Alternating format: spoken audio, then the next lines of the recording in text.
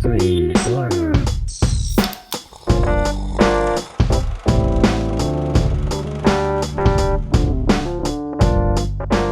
Hello and welcome to Screen Slurps, the movie review podcast where we discuss everything that is good, that is bad, and that is savage in the world of cinema.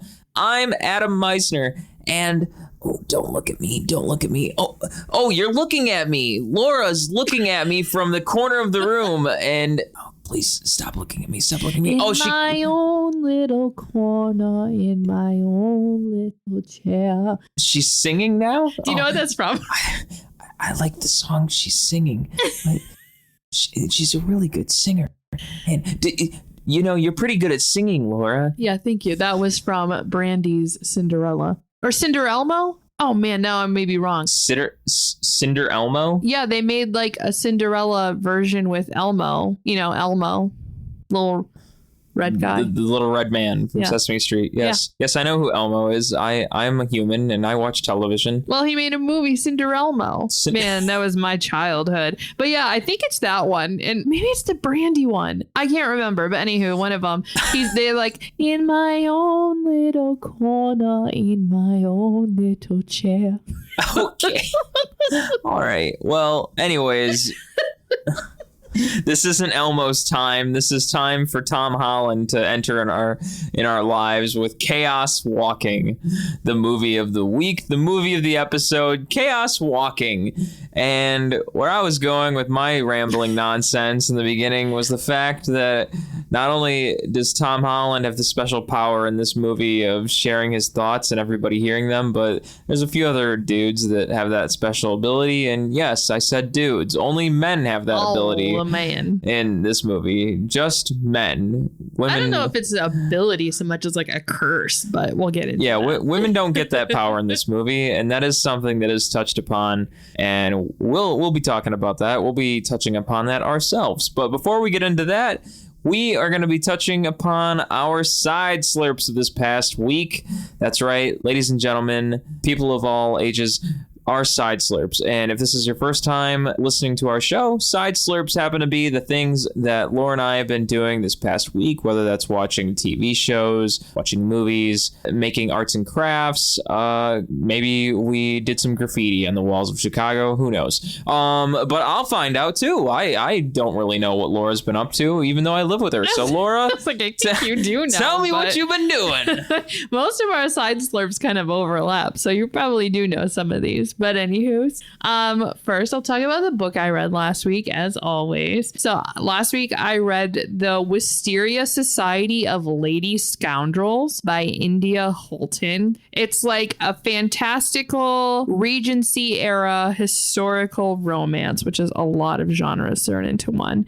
But essentially, think of Bridgerton, but they're thieves and they can fly houses. Wow. Yeah, that's what I'm going to say. Flying houses? Yeah, they're pirates, but instead of ships, they have houses that they can fly. Well, that's cool. For a second, I thought you meant there were actual creatures that were flying houses. Oh, no, the women, the lady scoundrels. They're pirates, and their ships are their houses. Well, that should be a book in itself, talking flying houses. It was a good book. I liked it. It was, as you can tell by my description, very quirky.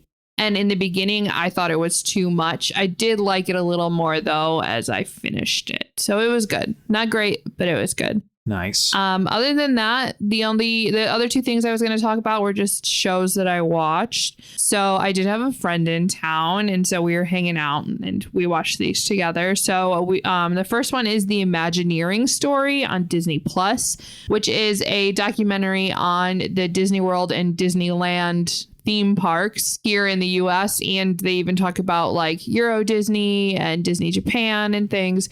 So just a really cool documentary about the creation of those.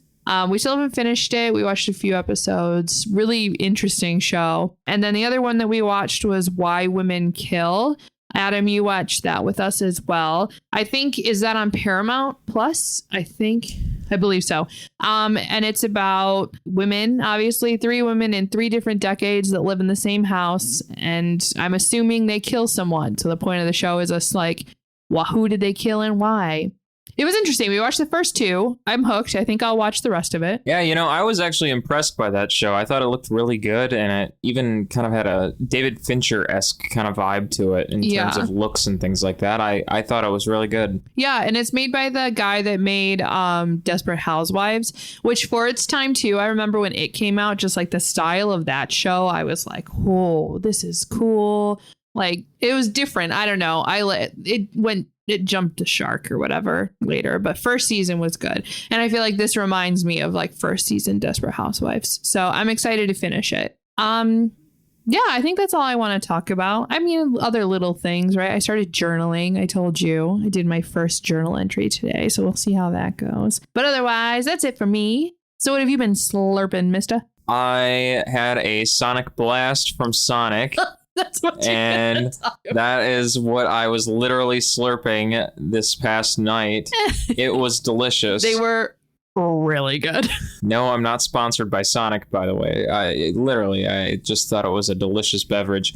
I'm still watching Ink Master, everybody. It's just a show that has sucked me in, and one of these days I'm going to get another tattoo. Who knows? I hope so. I want another one. It's just that show is taking over my mind, and it's just the art, really. It's the fact that these people have a skill that is really good, and I enjoy watching it, and it's just really, really sucking me in. We'll have to show off your tattoo maybe in a social media post.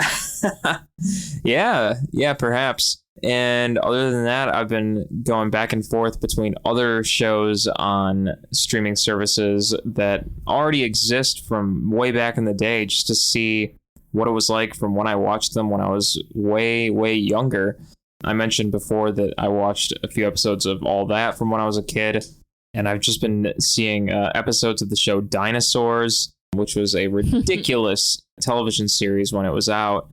I just bought a Funko of Baby Sinclair from that show. So cute. And he is very silly looking. But that show was something else when it was on television, and now watching it again as an adult, it makes a lot more sense now from an adult perspective. It's like Roseanne, but with dinosaurs. It really is. Honestly, it like, really the dad reminds me of John Goodman. John Lithgow. Oh, God, that would be totally different. Roseanne. That would be like Third Rock from the Sun with dinosaurs. Yeah. No. John Goodman. Like, honestly, Dinosaurs, I feel like, is Roseanne just with dinosaurs. Yeah, just about. So if you've never seen the show Dinosaurs, it is available for streaming on Disney Plus, and I would recommend that. So it's a good throwback to very late 80s, early 90s, right? Like sitcoms, only with dinosaurs. Yeah. So it's very interesting. So, Roseanne meets the Flintstones. Pretty much. Yeah. Just about. So that's what I've been up to. And other than that, I say it's time we take a dive into Chaos Walking, which is gonna be the opposite of Dinosaurs. It is a jump into the future. It is science fiction meets action meets who knows what with Tom Holland and Daisy Ridley and Mads Mikkelsen and everyone's favorite ? Nick Jonas. What is he doing here?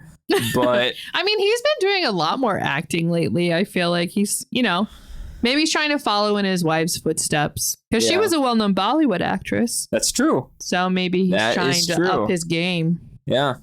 So it is an interesting one, but we will talk all about that. So Chaos Walking, directed by Doug Liman, adapted from the ever so popular young adult fiction novel The Knife of Never Letting Go. And a quick summary of the movie: two unlikely companions embark on a perilous adventure through the badlands of an unexplored planet as they try to escape a dangerous and disorienting reality where all thoughts are seen and heard by everyone. Now, just to repeat what I was saying earlier about the thoughts being seen, only men's thoughts are seen on this planet. It's only the men who are affected by the noise. Exactly. That is what they call it. the noise. Yeah, that plot is a little like confusing. But I mean, when you start out, there are only men in the town, right? So all the women are gone. So I guess it makes sense why they say everyone. But Yes. we find women later. But I guess it makes sense. I won't give them too much crap about their plot summary. Yeah, I didn't even think anything of it when I first started watching it. I was thinking there was going to be a woman somewhere when I first started watching it, and it didn't exactly come across my mind until they started having a conversation about it and were saying things like, you know, they were talking about a woman, like a woman was an alien, basically, like, you know, have you seen a woman around here? Like, you're never going to see a woman. And it's like, wait, are women really that scarce on this planet?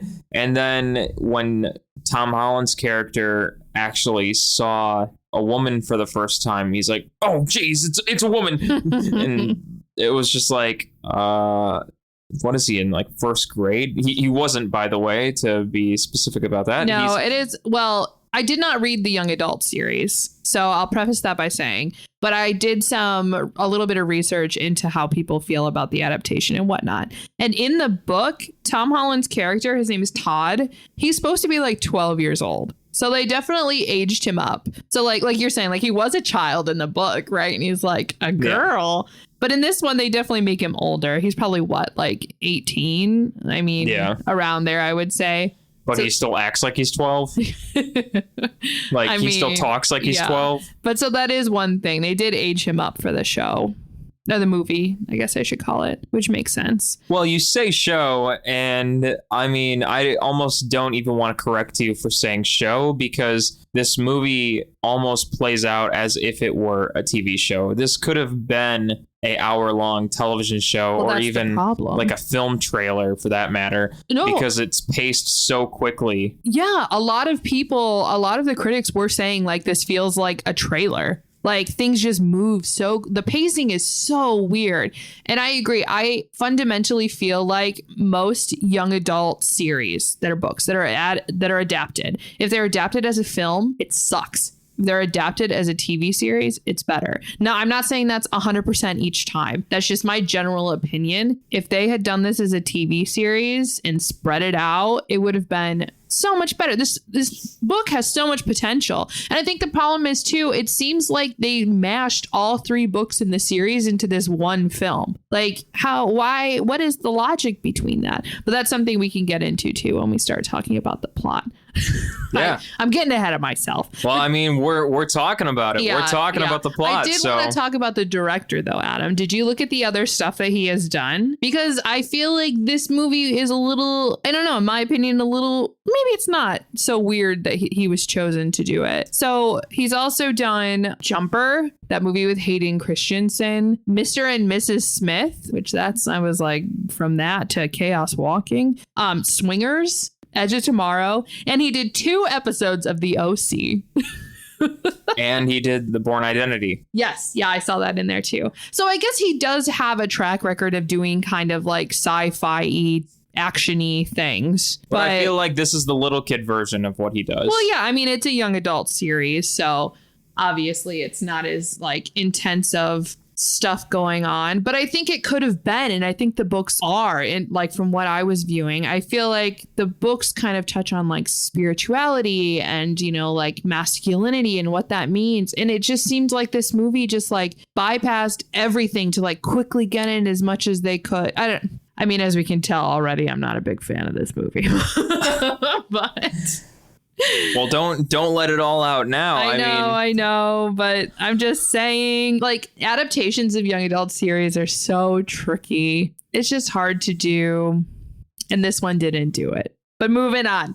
Well, I mean, you'll have to read the book and compare and contrast. I know. I'm wondering maybe if I should read this series now. I think I still read a lot of young adult series, actually, as I'm saying that. But I am obviously like 30. I'm past the age. So I don't know if I would enjoy it as much as I would have if I read it when it came out. But I think it would be interesting to read and then really be able to compare it to the movie. How do you think that this movie compares to some of the other series that were books that Adapted. were made into like film I series? said, generally I feel like if a series is adapted into a movie, it's bad. I don't like it. Like one of the ones I can compare this to is The Host by Stephanie Meyer. Not Stephanie Meyer who wrote Twilight, but she also wrote a book called The Host, which is kind of similar, like a future dystopia, and aliens have taken over, and they, take over their souls, take over human bodies. And in that one too, there is an aspect of like mind reading going on. And I will say, I feel like this movie actually did a really good job of how they showed the noise and kind of how the visuals and the sounds of it. Whereas in The Host, I remember absolutely hating the way they did like the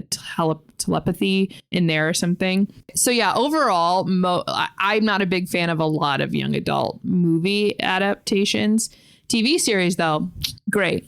Well, it's interesting that you bring up the telepathy and things like that, the noise. When we first started watching this movie, how did you feel about the overall concept of the noise? Because perhaps it looked interesting and perhaps it was a cool concept. I thought it was an interesting concept, but I thought that it was really kind of annoying, actually. It was kind of cool on one hand. I thought it was really interesting that you could hear what they were thinking, and that Todd was never safe as he walked around the town, and everyone could just look at him and see and hear what he was thinking. But at the same time, with everyone's thoughts being heard, his thoughts being heard, and when I wanted to just watch a scene where two people were talking and then at the same time he's having his thoughts going off, I was kind of annoyed a little bit. I think that's the point, though, right? Because then it shows you, too, why the men kind of went crazy. And as we learned, they killed the women because,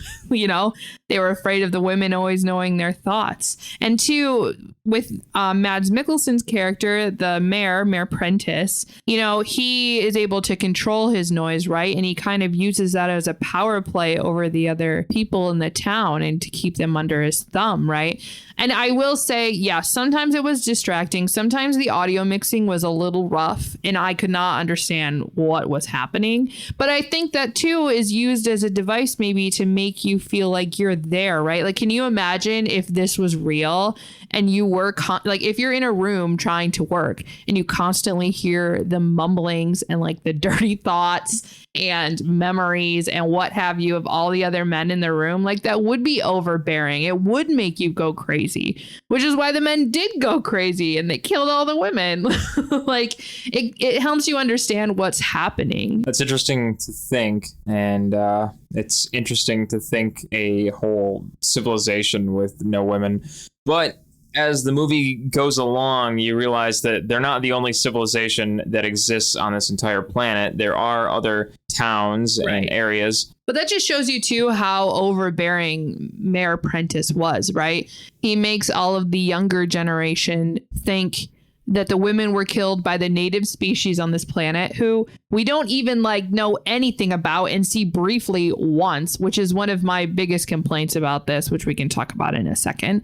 So the mayor makes them think they're the only civilization in this world, that, they're alone and no one's coming back and all the women are dead, when lo and behold, there's a whole nother colony that's thriving with men and women there. And there's people from Earth, which is Daisy Ridley's character, who is coming, to try and colonize this planet. So he really brainwashed the people in his town.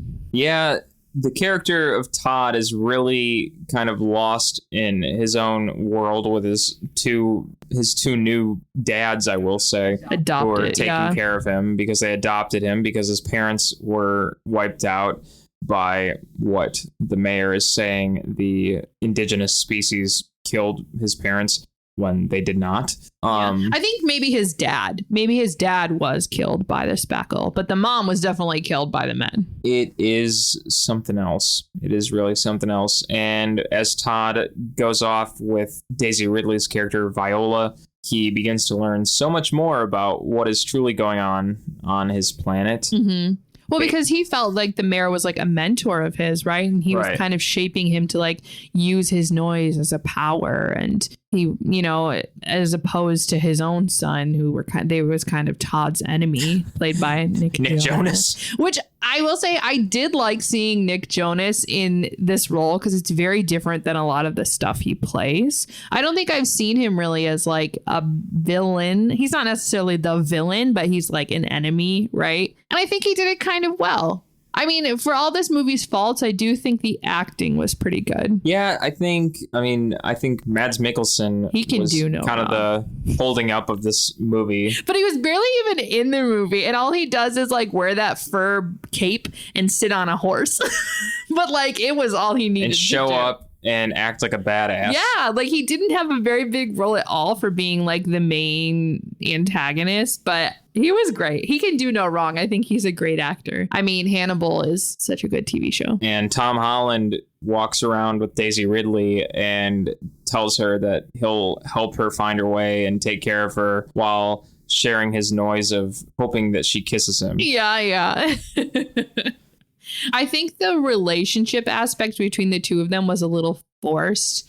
You know, a lot of the times it seemed very like brother sistery, but then they like awkwardly put in him, being like, I love her, I want to kiss her, you know? And I was like, That was a great separation for me from this movie, was trying to see Tom Holland and Daisy Ridley hook up, or as I should say, Todd and Viola. To see him desperately wanting to be with her, and it was so awkward. Yeah. And I don't even think just for their characters. I feel like from an actor's perspective. Really? I thought they had good chemistry. Like I said, I feel like the acting was like the one good thing of this movie. It just, I don't know. It just looked weird. Yeah. I mean, I guess I see where you're going. I wonder too, did a big part of this movie had to be reshot months later.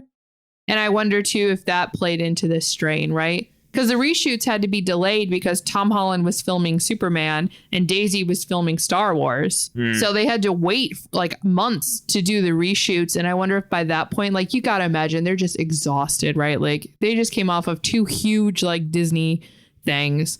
They're like, I don't want to deal with this little crappy movie anymore.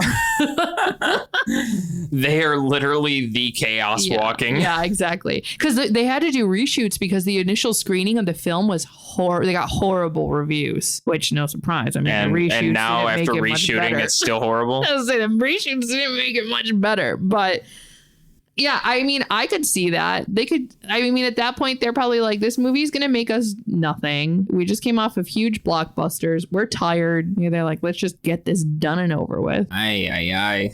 That is unfortunate. Well, I mean, I gotta say, from your perspective, other than the acting, I was gonna ask what the real grip of the film was that kept you engaged, and it sounds like the only thing was the acting or Mads Mikkelsen. Yeah. No, it was. Like you were saying, it's just the pacing of this film is so weird, and it does just seem like a giant movie trailer. Like they give you these quick, like, intense scenes, but there's no real conflict, I feel like, or if there is, it's resolved so quickly and they're already moving on to the next thing. I mean, the real conflict of this movie is that the character Viola, which is Daisy Ridley's character, Viola needs to get off this planet, and that's her problem. And, you know, Tom Holland's character, Todd, he gets sucked into this because his real trait is that he's just gonna help her. Well, certainly when he realizes that the men of his town were the ones that killed the women, then he definitely realizes, like, yeah, I mean, I should say that as well, is that like up. he can't trust the mayor anymore. But I think anymore. so, like, even when Viola landed and the mayor, you know, like captured her and was questioning her, I think even at that point, Todd was like, why are they treating her this way? Like, we need to protect her. Exactly. And then he realized, like, no, the mayor wants her. Like, this is bad. He just, you know, he's a good guy, right? And he's like, no, I'm going to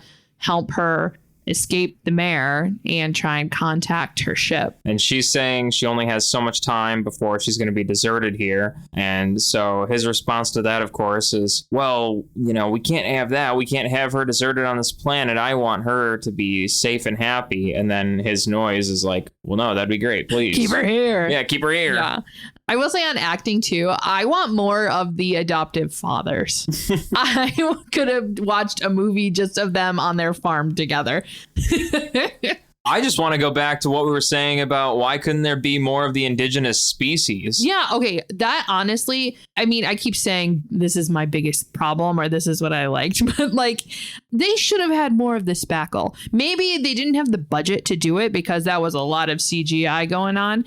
But I mean, they barely explained what the spackle were. We saw him briefly once, and I feel like they tried to do something, right? Like, so Todd's learned his entire life the spackle are evil, and they killed all the women. You know, they're horrible, even though they're the native species, right? And then, I mean, this is mirrors American colonization and colonization in general, right?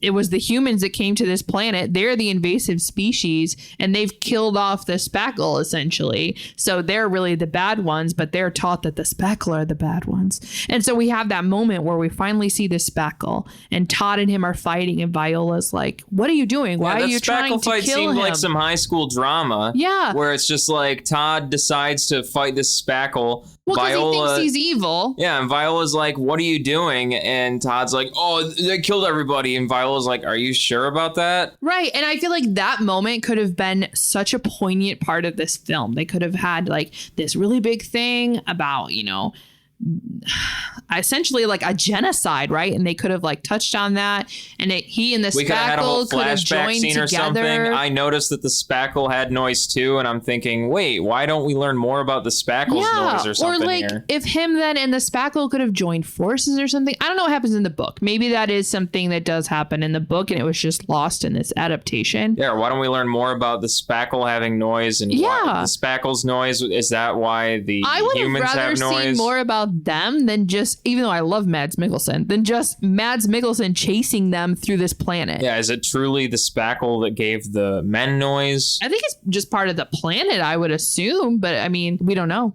Maybe, I guess I do have to read the book. We got to go to the bookstore this weekend, Adam. My gosh. Like, I really wish that there was more about the spackle. I agree. But think about it. If they had done this as a TV series and not a movie, they could have. Like, there would imagine be a lot more depth. Right. And like I said, too, I think this movie condensed all 3 books. Because when I was reading like brief plot summaries, it seemed like Viola's ship didn't come to the planet until the end of book 3. So they really did like condense a huge, like a 3-book series into one movie. Maybe there would be some kissing. I'm guessing there probably is. There's always romance in young adult series. Tom Holland just doesn't get any in this, one. If this had been a TV series, it would have been so much better. And look, most young adult series that are made into movies are then rebooted as TV series years later. So I wouldn't be surprised if this becomes an HBO series in 10 years. Well, here's my assumption with this is I think they just tried to slam it all into this one movie as kind of an introduction where it's like, you know what? We're giving this all to you real quick, real fast to just get you hyped. And then don't you want more in another movie? Except by doing it this way, now I don't. Like I didn't think this was really that great. It's like, no, I don't want more. It'd be like if they did all the Twilight books in one movie. Or all the Star Wars films in one movie. Or all of Hunger Games. Like it's a whole new world. Like there has to be world building going on. They have to develop characters, which they did not develop characters in this at all. They needed to do 1 movie per book at least, you know, to get people invested. And they just missed the mark. I don't know if it was the director, just this wasn't his thing. I mean, they had some problems with the screenplay. There was a lot of people that worked and rewrote it.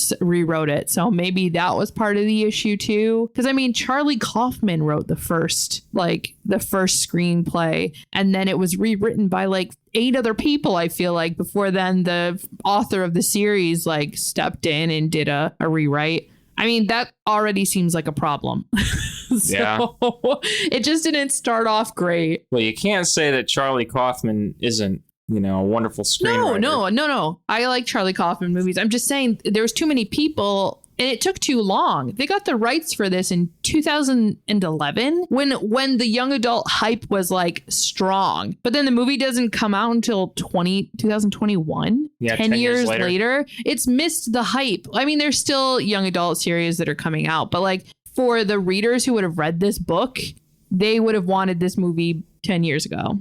And this movie maybe would have been really good 10 years ago. And just now, it really missed the mark. I'm really trying to imagine what this movie would have been like with a screenplay by Charlie Kaufman, because his movies are usually not like this. Yeah, I know. Like, what did his original screenplay look like? Yeah, to go from being John Malkovich and Adaptation and Eternal Sunshine of the Spotless Mind to Chaos Walking. To this. Yeah. I don't know. Maybe his original screenplay would have been way better. I feel like it would have been pretty adult, though. I would enjoy that Chaos Walking. I can't see it as like him as a young adult screenwriter, but I guess. That would be very interesting. Yeah. I just think this movie was just too little too late. And they missed the mark real bad.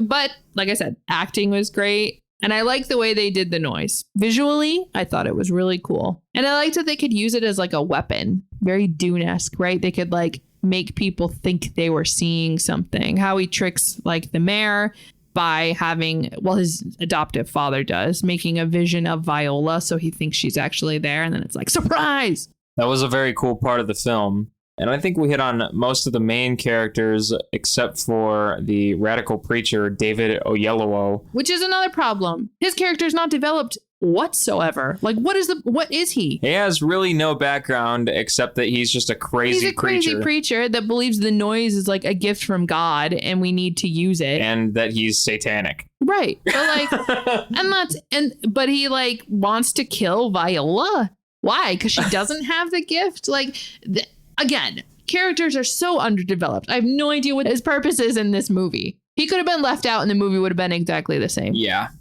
And then we already spoke about Nick Jonas's character, but Nick Jonas is just the son of the mayor and he's just an angry little boy. Yeah. I do think this film is interesting to look at as a view on masculinity, obviously because the town killed all the women because they were afraid the women were like hearing everything they were saying, which is a whole nother thing. But even like when they're trying to call someone weak, the mayor, he's always like a woman. Like the masculinity and the idea of masculinity in this original town is like so messed up. And I mean, as is obvious because they killed the women, like I said, but don't be a man like that. Also, don't be like the preacher and drown a puppy. No. Oh, I didn't even want to talk about that. I forgot about it because that made me very upset. Yeah, don't do that. Don't do things like that. That was the worst part of the movie. Why'd they have to kill the dog? It's just not the right thing to do. Can you imagine if the dog had noise? Oh, no. Why didn't he, though? Because the spackle did. The spackle had noise. The dog was just sitting there with should noise. Have had little like noise around his head and little barks. Or like little images, right? He could like show Todd an image of an apple and he's like, I'm hungry. Missed opportunity. The dog should have had noise. Give the dog some noise. That would have made the movie 10 times better already. The wick, patty whack, give a dog a noise. He was a cute dog, a little scrappy thing. So in other news, I want to take a look at some of the reviews on this bad boy of a film. They are not good. We're going to start with Rotten Tomatoes. 22% from critics and a 71% from the audience currently. That's a high audience score. I think it's probably though people that read the book and are associating with that, or Tom Holland is Spider-Man and Daisy Ridley is Rey, so it's probably just people loving the two actors, and so they're giving the movie a good review. The critics' consensus reads, quote, Chaos Walking sets out on a potentially interesting path, but this dystopian adventure badly bungles its premise and limps toward the finish. Yeah, I think limps though should be like sprints. Limps. We didn't mention that the mix in this film very much fluctuates. Yeah, well, I briefly mentioned the mix with the noise, but oh sure, but Yeah, when they're talking in one scene, you know, everything may be fine and dandy, and then when an action scene starts, then just Yeah, like the initial race when Viola was on the motorcycle and Todd is on the horse, like chasing her, and then the men are also behind chasing, like the bass in that, it was so loud. And then the next second, it's like dead silent. It just, yeah, the mixing was a little rough in this movie. Sometimes it's really hard to understand what they're even saying in the noise. No, I wanted to ask you almost in the beginning to put on captions because I was like, what the hell are they even saying? Whatever Todd is saying, because when he was talking, you may be able to understand him, but then when he's talking with the noise, it's just like... I mean, half the time he was just like, my name's Todd. My name's Todd. Yeah. My name's Todd. My name's Todd. My name's Todd. Don't think about the girl in the barn. Chores. Chores. Gotta do my chores. My name's Todd. My name's Todd. Like, oh my God. That's usually how I think when I walk around at home. You know, I just... My name's Adam. My name's Adam. I'm Adam. My name's Adam. I mean, I wouldn't be surprised. Yeah, honestly, though, I do think the good audience score is solely based because of Daisy Ridley and Tom Holland. As for the Roger Ebert review, it has a 2.5 out of 4. I pulled a quote from Roger Ebert that I felt like was a good little like snippet of their review. So they said, the film is less than 2 hours long and it tries to cover as much ground as a season of a TV show while pacing itself like a trailer. When it pauses to catch its breath, as in a long scene of one character reading aloud to another, you get a glimpse of the simpler, more focused, more rewarding film that it might have been. I feel like that's a good synopsis of kind of what we've been saying this whole episode. Yeah, I would agree. Just such a shame. Yeah, again, it's really a movie that I think was trying to be like a TV series packed into a film. Yeah. And the thing is, I think, so the movie's made by Lionsgate. I'm pretty sure Lionsgate did the Hunger Game films, which were pretty good adaptations. So it's really upsetting that 8 years later, 7 years later, you'd think they'd do better. Like they would know how adaptation, how people liked Hunger Games or what they didn't like about it. And you think that they would apply that to future projects that they're working on. Mm-hmm. But obviously that was not the case with Chaos Walking. Yeah, and especially with the all-star cast they have in this film, it's just one of those things where they had the budget to just chuck money out there to make this movie, and then what do we have here, you know? Nothing. Well, it's not nothing, but... Not great, though. Didn't you see the budget was like $100 million and they only grossed like 22 so far, but I partially blame that on the current pandemic and the movie theaters. I know, yeah, you can't really compare it to like how it was years ago, but still, like, yeah. Well, the budget got way bigger because they had to do the reshoots because the original film wasn't good. So I'm trying to like briefly look through other Lionsgate films. They do have some really good ones. So I'm not like, I was thinking they had a lot of misses, but that's a total lie. Cause like John Wick, you know, that's Lionsgate. Mm-hmm. La La Land, that was made by Lionsgate. Like they definitely, it's not the studio. It's just I think it's the screenplay. I think in this instance, it all comes down to the screenplay because special effects were good. Right. Cinematography was good. Absolutely. Acting was good. It literally comes down to the screenplay. Like that was a mess. And so the whole thing's a mess. And the irony of that situation is that the screenplay was handed between 8 to 10 different people. Right. So. Well, that's why it's a mess, I think. Like we were saying, I think there was too many people, too many hands in the candy jar, whatever the saying is. The cookie jar, the candy jar. I feel, you know, there's a bunch of little sayings like that. One of those ones, pull whichever one you want. Too many spoons in the ice cream. I don't know. Well, there shouldn't be too many germs on the spoons. I hope not. Adam, you kind of already asked me this question because I think I'm more knowledgeable about it.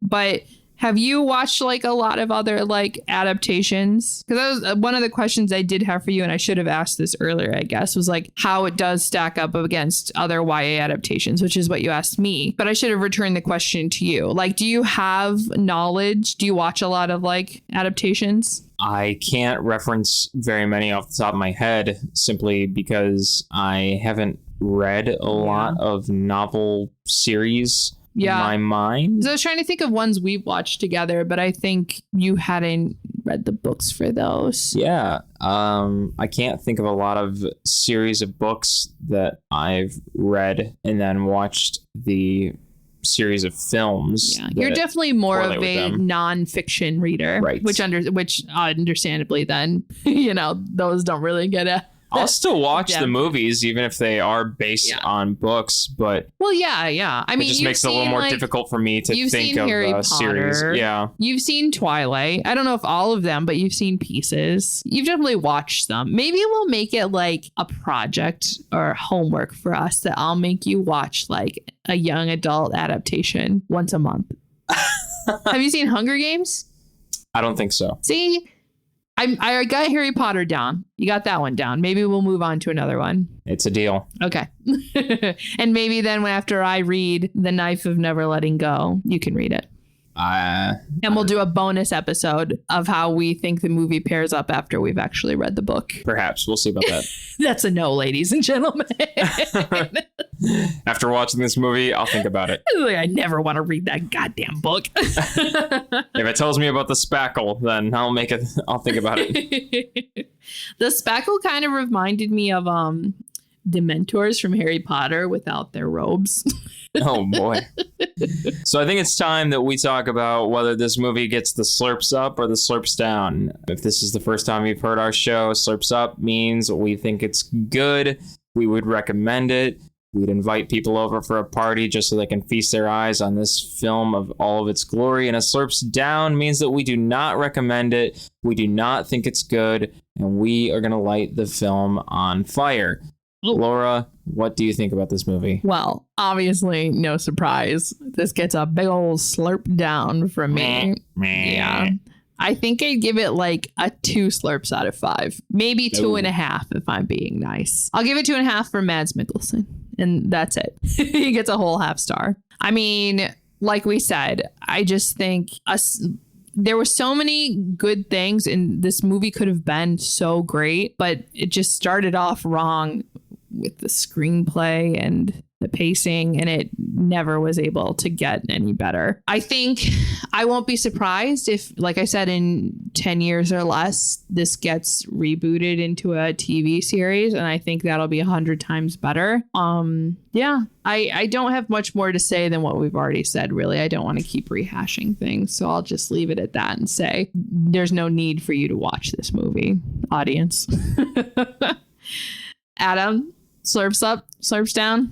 For me, I am going to be giving this one a big ol' slurps down. If you enjoy the book of... I can't even remember the book title. The Knife of Never Letting Go. If you enjoy The Knife of Never Letting Go, if you enjoy Mads Mikkelsen or Nick Jonas or Tom Holland or anybody else in this movie, then perhaps give it a go. But honestly, I would not recommend watching this movie. I really don't think the time is worth it. Yeah. From a technical perspective, there are some good things in this movie. The CGI and things like that, the graphics, it's good from time to time. But overall, for the time that I put into watching this movie, I do not plan to watch it again. Honestly, it's just it's not something that I think is worth it. And if we're being totally honest, the only reason we watched it is because it was a 99-cent rental on Apple and we thought it looked horrible and that we could rip it apart. Wow, that's grim. That was grim. Saying that gives you an idea of what this is. I would not recommend this movie. I'm gonna give this one a slurps down. And with that being said, Laura, where can we find you out there in the great wild world? Out there's a world outside of Yonkers. You can find me on TikTok at ArtieLou, ARTIELU. I make some book talk content there. Or you can find me on Instagram at LHERLOCHER. Lots of pictures of my cat and food. So that's the kind of content you like, then go ahead and find me. And you can find me on Instagram, on Twitter, on SoundCloud at Adam Meisner. I record original music. I record covers from time to time. I record all kinds of different music. If there's something you want to hear in particular, feel free to toss me a suggestion. I'm always open to it, so let me know. And that wraps it up for this episode of Screen Slurps. Be sure to follow us on social media at Screen Slurps on Instagram, Twitter, Facebook, and TikTok. And be sure to listen to us on Spotify, Ghana, or just about any other podcast streaming service out there. And if you enjoy what you hear, slide on over to Apple Podcasts and give us a 5-star rating. It will help us a lot. And if there's any crazy movies that you want to hear about, let us know. Leave a comment on one of our social media pages, and trust me when I say we will be sure to talk about it. So, closing out, this is Adam Meisner. And I'm Laura Herlocker. Slurps up, and we will catch you later. Laters, baby.